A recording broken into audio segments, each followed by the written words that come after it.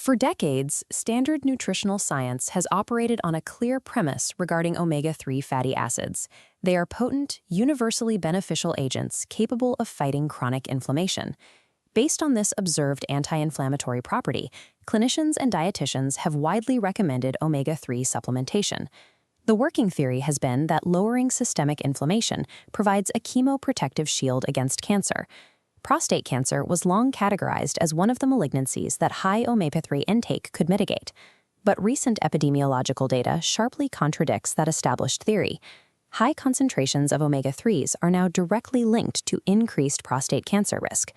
To understand this discrepancy, we need to examine the specific case control data driving this correlation, review simultaneous failures of omega-3s in major cardiovascular trials, and draw a hard line between taking isolated supplements and consuming a whole food diet.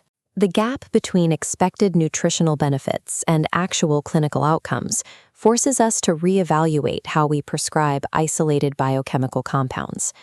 The most current data forcing this reevaluation comes from researchers at the Fred Hutchinson Cancer Center in Seattle. Their analysis took the form of a case control study, a retrospective method that looks at individuals who already have a specific condition and compares their history to a control group without the disease. The researchers sourced their blood samples from a massive pre-existing dataset known as the SELECT trial. The SELECT trial was originally launched to determine if taking selenium or vitamin E could actively prevent men from developing prostate cancer. The results of that initial trial were negative. Selenium had zero effect on cancer prevention, and vitamin E correlated with a slight increase in risk. Using those collected samples, the Fred Hutchinson researchers ran a completely new analysis. They split the data set into two cohorts, 1,393 men who did not have the disease and 834 men diagnosed with prostate cancer, testing all of their blood samples specifically for total omega-3 fatty acid content. By utilizing serum samples drawn during a heavily monitored, large-scale clinical trial, the researchers eliminated the variable of patient self-reporting, generating a highly objective set of data. This chart maps how the researchers stratified the blood sample data, dividing the entire population into 4 quartiles based strictly on their omega-3 serum concentrations. The clearest insights emerge when we discard the median and look purely at the extreme ends of the distribution, the top 25% of omega-3 levels versus the lowest 25%.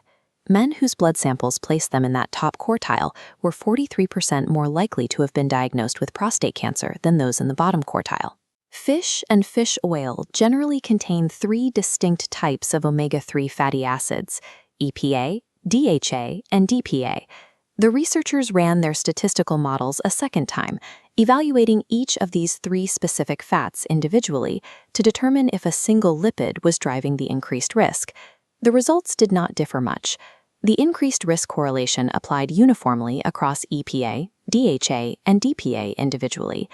The data indicates that the risk factor is not tied to a single variant of the fatty acid. It is a systemic correlation inherent to high serum concentrations of the entire omega-3 class. A single study, even one with rigorous serum analysis, rarely alters clinical guidelines on its own. We have to look at historical precedent. 2 years prior to the Hutchinson findings, the American Journal of Epidemiology published a similar case control study utilizing blood samples from a completely different prostate prevention trial. That older study initially found no correlation between high omega-3 levels in the blood and low-risk prostate cancer. However, the data shifted drastically when the researchers separated out cases of highly aggressive oncology. Looking at this comparative data, men with the highest blood levels of DHA were found to be 2.5 times more likely to develop high-risk prostate cancer compared to men with the lowest levels. The Hutchinson report marks the second time in 2 years that rigorous serum data has linked high omega-3 levels to highly aggressive prostate cancer variants, moving the finding from an anomaly to a reproducible pattern. At the exact same time omega-3s are facing scrutiny in oncology, the compound is underperforming in the field where it built its reputation, cardiology. In May of 2013, Italian researchers published trial results in the New England Journal of Medicine testing omega-3 supplements in patients with existing cardiovascular risk factors. They found the fatty acid supplements did absolutely nothing to reduce heart attacks, strokes, or deaths from heart disease in that vulnerable population. Later that year, a Harvard study published in JAMA tested fish oil in surgical wards. The researchers administered fish oil supplements immediately before and after cardiac surgery, finding they completely failed to prevent postoperative atrial fibrillation.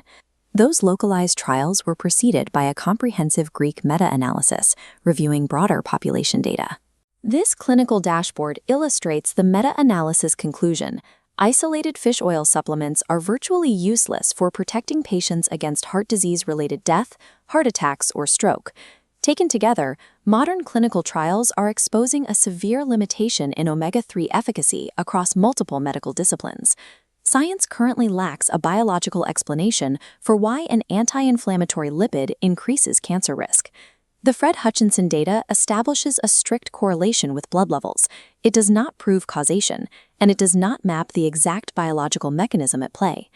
Because the study analyzed pre-existing serum, researchers cannot know exactly how the patients achieved those elevated levels, whether through a heavy seafood diet, high-dose fish oil pills, or a combination of the two.